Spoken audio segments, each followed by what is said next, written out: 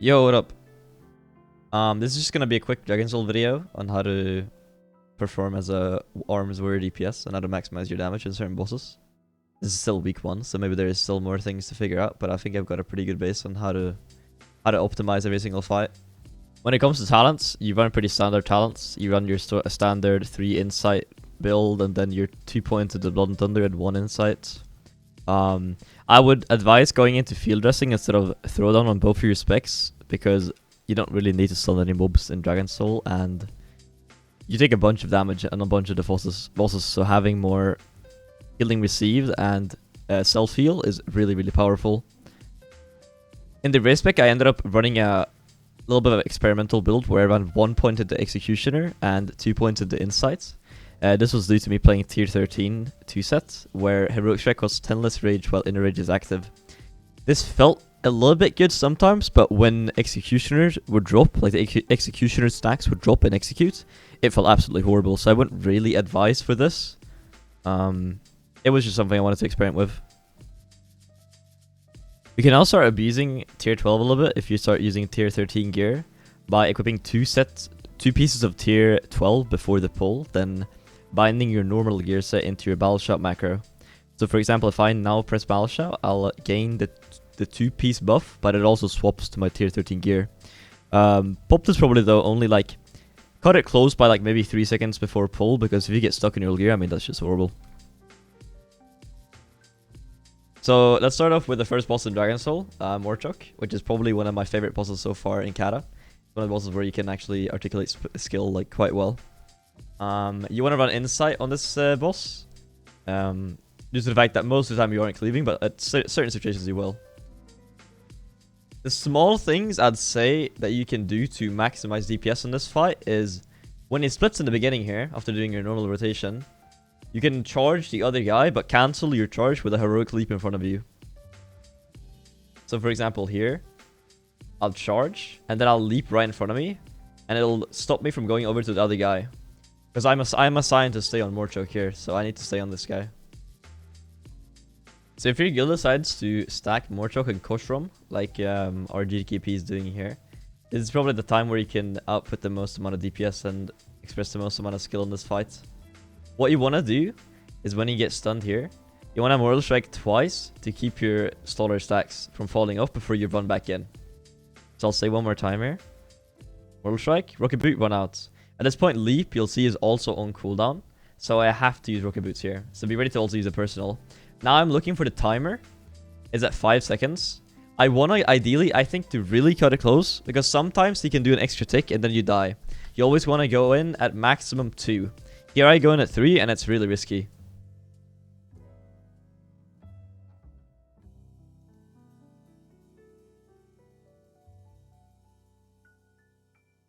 The boss also changes in size depending on how much HP he has, which is kind of annoying because you see here, like the auto attack range is super small compared to what it was before, which makes charge weaving a bit inconsistent on this fight, and you need to like always check where the max range is before you run out.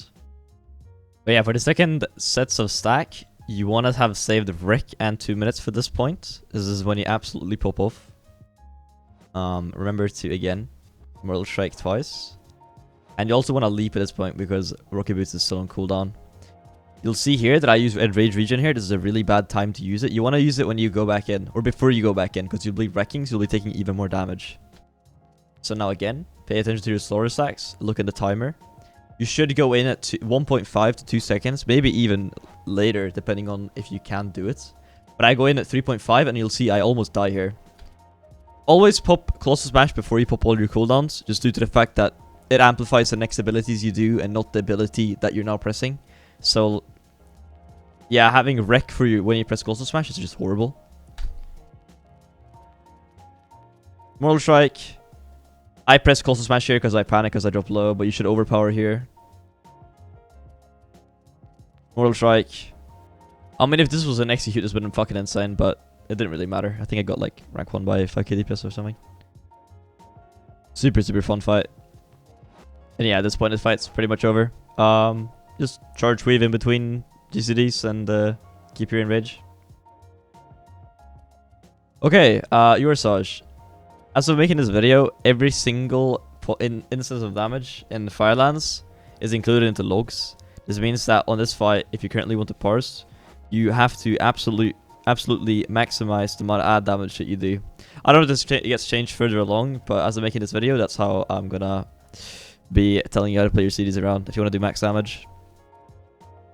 Also, I forgot to mention, but yeah, this fight you play Blood and Thunder. Okay, I've tried to explain 3 times now how you should do in this boss, but it's kind of complicated to explain. So basically, all you gotta care about is if the black ooze hits the boss. If you're not killing the black ooze, you will get ads. If you ever get yellow and black hitting the boss, and you're not killing black and yellow, you will get 2 sets of ads. You're very likely to be assigned as a warrior to AoE 1 sets of the ads, and going on the first wave instead of the second wave is always better, due to the fact that if you get 2 instances of ads back to back, like the 2 black oozes hit the boss back to back, you can blade storm both times. But if you go in the second wave when it's yellow and black, you can't do the next round. So in this situation, you'll see we kill the ad, and now I'm pretty much just waiting for the ads to spawn. I'm running in this gear. I'm running tier 12, so I'll battle shout, wreck, leap, thunderclap, and then I'll blade storm. And then out of this blade storm, I'll thunderclap again, and then sweep. And yeah, that's pretty much just how you play this boss. It's very, very simple. We just play around blade storms. Okay, Warlord Zon'ozz. This fight may change a lot depending on how much gear you currently have, but this is how you play it, how I'm playing it in the early weeks. On Zon'ozz, I'm running Insight, and I pop 2 minutes on pull, because with our kill times, it allows me to get 3 uses of 2 minutes instead of just 2. The orb that you see spawning now functions basically as a damage amp. You will knock him from 7 to 9 times each time, and each time you let him hit the boss takes percentage more damage, depending on times you've knocked the orb. Okay, so at this point now we've knocked the orb 9 times, and we're gonna let the orb walk into the boss. If you're playing the boss like we do, we have people on 4 different corners, and you're gonna be assigned to one of those corners. You're gonna kill a flail, and then you're gonna kill an eye, and then you're gonna go back on the boss, and then you're gonna sweep off the boss onto a claw. So you'll see me here. I leave the boss at around 50% when I put some globals into it, so I make back in time. I pop rocket boots. I'm ready to use a personal here in case it backfires, because you get a giga amount of raid damage at this point. Charge the boss. And yeah, sweep off the boss because the boss is a damage amp. So that amp damage gets copied onto the claw. Don't sweep off the claw to the boss. Then we fast forward a little bit. 2 minutes will come up again. Then I use them instantly on cooldown. As because of my kill time, it allows me to get another usage of them in rec. I mean in execute. Fast forward a little bit more. We got another black face. We've hit him 4 times. We'll let him come in. I go back to my flail. At this point now, I'll also wreck when I sweep next time. So I kill my flails.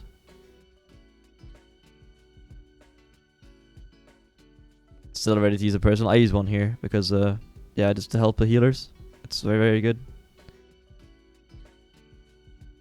Charge, rend, colossal smash, wreck sweep.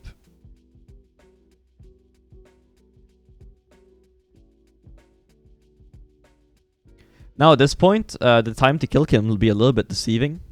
I use my 2 minutes here during execute, and you'll see that the time to kill is going down like really, really fast. That's just because the boss at this point is taking 80% more damage than what he usually does.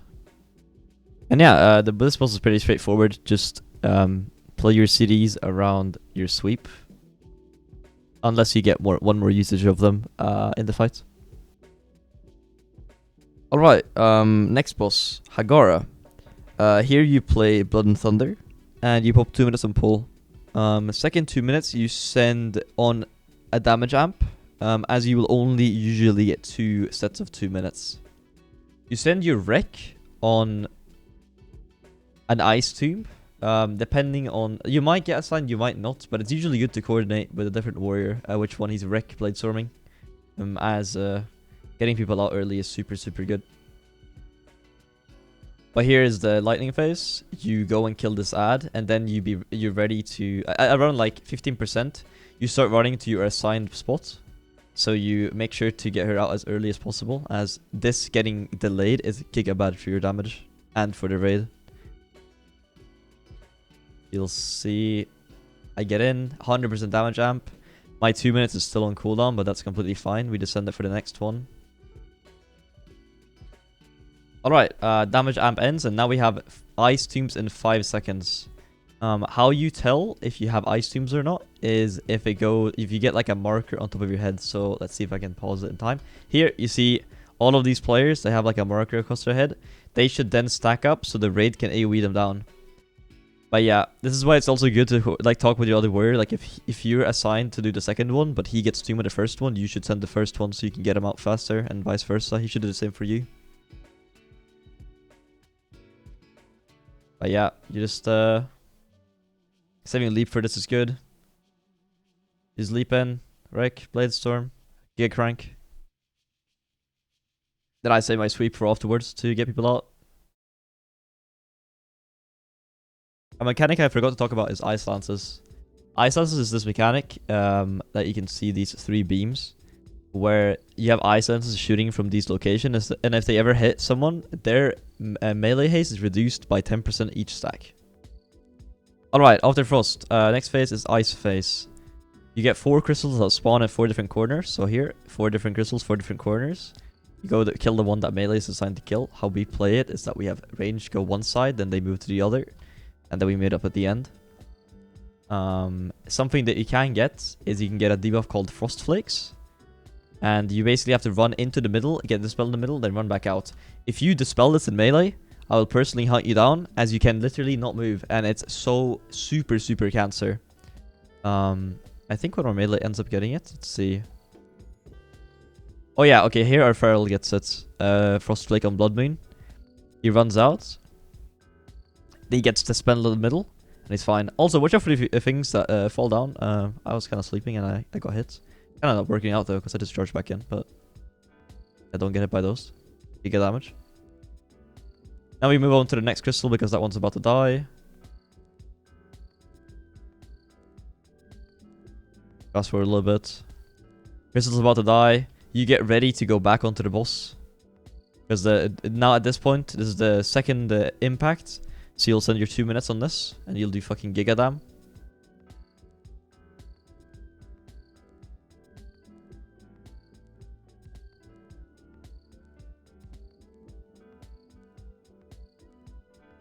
And yeah, that's pretty much it. You'll either get 2 or 3 of these phases, like 2 Frost phases, 1 Storm, or 2 Storm, 1 Frost. And at this point now, you just hope you don't get targeted. Which is exactly what happens to me. I'm doing 63k DPS. I get targeted by the Ice Tomb. I was actually screaming at my monitor. I was so upset. But yeah, just hope that doesn't happen to you, and fucking blast. Alright, Ultraxion. This boss is stupidly easy. You just need to not grief the raid by pressing your extra action button. You can bite it into a macro or something. The one thing to say about this boss is that you want to play Insight. You want to press your CDs pretty much on cooldown. And yeah, that goes for Wreck as well. You want to pop your Wreck on pull, and then you'll have it up for execute more than likely during progress. The one thing I can say about this fight is that tier 13 2-set is really, really powerful. As the raid damage that happens scales the longer the fight goes on. For example, at this point, you'll see here, like, I'm just taking giga amounts of damage, and I'm just able to heroic strike pretty much on cooldown. What you want to do is you pretty much want to pull rage as much as you can. Like if you see your inner rage is about to come up, you want to save up rage. And yeah, you can see here I end up heroic striking and then popping it at 20 rage. You should always have inner rage here around, like, honestly 80 rage. And if you pop berserker rage at the same time, you'll able to get maybe 4 or 5 heroic strikes inside of your inner rage window on this fight, because you take so much fucking damage all the time.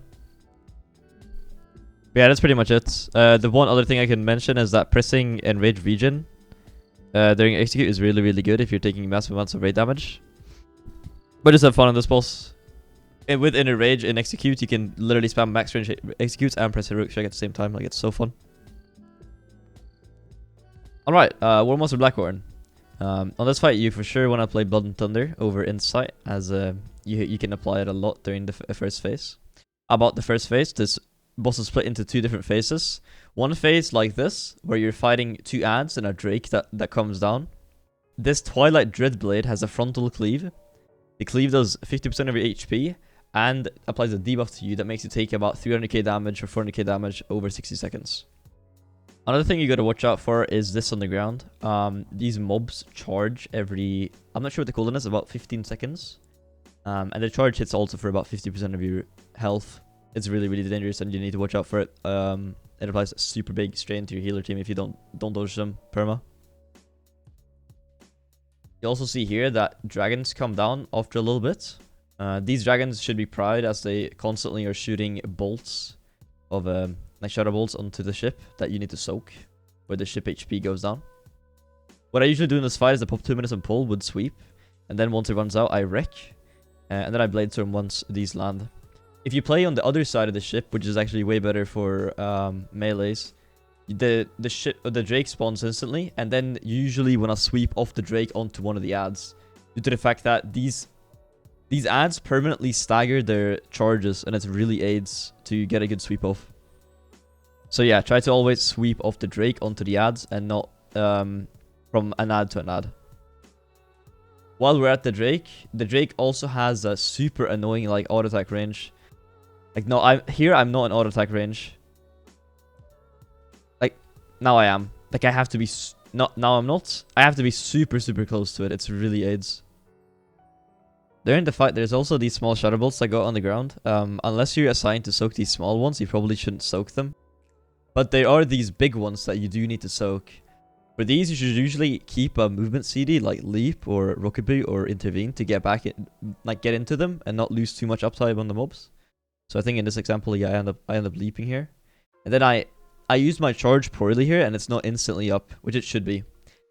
Here you also really need to watch out because the charge of the mobs usually always go out after the big soak happens. So let's see if it does here.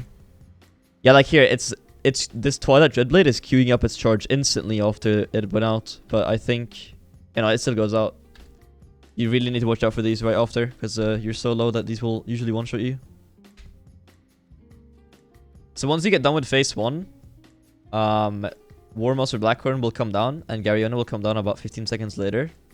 Depending on your raid damage, you want to send your sweep instantly or hold it for when you get, if you get your 2 minutes back. In this GDKP, I knew that we had kind of bad DPS, so I opted for sending it first so I can get another uses of sweep. But in our world first, I actually held my sweep because I knew that on PTR we consistently killed or we pushed Garyona to fly away under a minute. So it really depends on your raid, and you have to like figure that out on your own. Another thing you should be doing as melee is you should be baiting the shockwave that Warmaster Blackhorn does away from the range camp. So as melee here, we want to stand opposite of where ranged are standing. So each time, if it goes out on range, you want to move to the other side. But if it goes on you, you move out, dodge it, and then move back in. So here we get it on melee because we baited. We move out through the boss, dodge it, then go back in. But towards the end of the fight, you want to actually start because he does so much raid damage with his disrupting roar. You want to stack up in ranged for barriers and shit like that, and then move out to soak or to bait rather. With current kill times and the current year, sending wreck on pull and then getting another wreck here at the end is better. But if you end up only getting one wreck inside of the fight, it's probably better to save it for where Garyona and Warmaster Blackhorn is in sweep range. Yeah, the fight is it's a bit tricky to maximize DPS, especially in phase 1, because the ads are so tricky when they charge and when the dragon comes down, and like the auto attack range of the dragon is really sketchy. And at the same time, you have to watch out for charges all of the time, which are really hard to see, especially if you're DKs or D&Ding. It took me a bunch of tries to really get comfortable on this fight. Alright, next boss, Spina Deathwing, the most fucking insane boss in the world. Hell yeah, love this guy. I'm kidding, of course. If you care about your DPS on this boss, I mean, you're just an absolute clown. What can I say? At least with how Warcraft Rogues currently have set the rules, which is nothing. There is no rules. Everything counts. This is just an Omega pad fight, and nothing really matters. I mean, it's just a glorified trash fight, this fight. Alright, how does this boss work? Well, you kill Corrupted Bloods, and the Bloods put shit on the ground. Then Amalgamations walk over those Bloods, and he gets a debuff. Once he gets 9 debuffs, he explodes. So you want to time him getting 9 Bloods with him dying. So which spec do you play on Spine? I think you can honestly play both Blood and Thunder or Insight. Both are very viable and kind of function as you run them from 2 different reasons. Insight is better for single target on the Burning Tendons, but Blood and Thunder helps a little bit with doing passive cleave to the Corrupted Bloods later on in the fight. But here you wanna set on the first Burning Tendon, you wanna send Wreck, and then you save Wreck. Your second Wreck for whichever Burning Tendon you have the most probable DPSing. I think I mentioned as well is that 2-piece tier 12 is much better than tier 13 LFR on this boss. Just due to the fact that Burning Tendons is only active for 20 seconds and 10% damage for 12 seconds is really powerful compared to tier 13 set bonuses. Running 2 unused trinkets might also be good in this fight, considering that you don't get the 2 minutes for every single Burning Tendon. So if you're having problems with Burning Tendon damage, you might want to use the Valor Trinket and Apparatus, or maybe the PvP Trinket. But if you don't have a problem with the Burning Tendons damage and you're having issues on making Amalgamations push, then Passive Trinket might be better. On the second Tendon, you usually rotate your CD so that you have Deadly Calm. You wreck the first one, then you have Deadly Calm for the next. The interval between each Burning Tendon is usually around 130, so you can't send Deadly Calm on every single one. But after you break the armor piece, you go kill the new corruptions, then you AoE in the middle, or it depends on what your strat is as a raid, but we always AoE here after the first one. You make the Amalgamations eat the Corrupted Bloods, and then you chuck them off. And that is the only way to permanently get rid of Bloods, as they continue to spawn more and more the longer the fight goes on. So yeah, you just push Amalgamation damage. That's the only real thing you care about. The only time you really kill Corrupted Bloods is to make sure that you have enough burning residue on the ground for the Amalgamation to explode when you're about to kill it. Since you get so many adds on the last Burning Tendon, you want to have two of the tanks stand up and one of the tanks kite. And here you could actually taunt some of the low Corrupted Bloods here, like I do right there, into the stack to make sure that you have enough. I mean, here I was going to use it, I don't really need another, but it's just like to be extra safe, that you have enough burning residue on the ground to make the Amalgamation push. Alright, Madness of Deathwing. An actually really cool and fun fight, but looks really boring because the visuals of this fight is just really, really bad. This fight is kind of complicated to explain, so let me try explain it. Each platform has a different buff, or it gives you a different buff, and after you kill one armed tentacle, you lose that dragon buff. There's four platforms, and you're usually going to kill this one first, which is the Dream platform. In this one, you can use your extra action button, and it will give you a Dream buff, which makes you take 100% less damage, I think, or 50%. Maybe 100% is wrong. An important mechanic to know about this fight as well is a debuff called Mutated Corruption. When you get this debuff, you need to go away from the raid as you explode and put down a mob that needs to be cleaved down from the Mutated Corruption. Or single targeted, you cleave it as a warrior, of course, little sweeping strikes. So you see this guy, we have the guy with the skull, he goes to this position, the tank position. Then it spawns, and then everyone needs to swap to this and kill it. The other mechanic you gotta worry about on this boss, except for the corrupting parasites, is the Elementium Bolts. They spawn once every platform, and they need to be killed, or it's a wipe. If they ever reach its targeted destination, it's a guaranteed wipe. Okay, how you play your CDs. Your first 2 minutes should be sent on the first corruption, or corrupting parasite, I mean. You charge it, you pop sweep, you pop your trinket, you fucking blast. Then you pretty much send your 2 minutes kind of on cooldown. This fight, it's really hard to time cooldowns because they don't really line up well, so you kind of send them on CD. It really comes down to how you feel. I can't really map out how you want to play this fight yet. It's gonna really vary depending on how much DPS you have and how are your Yor'Sahj looking and shit like that. The one thing though that is pretty set in stone is you want to send your wreck. You want to send your wreck on first arm tentacle around 25%. Because arm tentacles, when you push them below 70%, Cataclysm happens. And then he takes 1% more damage for each 1% he's lost. So at this point now, I'm hitting him for giga amounts of damage. Let's see my executes, bro. 180k execute, no trinket. Yeah, 192. I mean, they're just fucking fat. And yeah, it runs out at like 1% or 2% if you pop at 25, 26%. The most important of the dragon debuffs that I mentioned earlier is the blue one. It's called Spellweave. It makes you do 20% more damage. And on top of that, every single instance of debuff or damaging ability that a mob takes has a chance to proc AoE arcane damage to every single other one. This is why Thunderclap is, or Thunder and Blood is really, really, really broken in this fight. So if you spread Thunderclap here, every single of one of these Rens can proc Spellweave onto all of these Bloods. A lot of this is pad damage, and it's actually not really useful unless when you need to make the push and kill these. But what you want to do is you want to have your tank stack these under the Corruption, and this AoE spreads to the Mutated Corruption. One of these globals that you press now can do about, like one of these globals can result in maybe 4 or 500k damage onto the Mutated Corruption.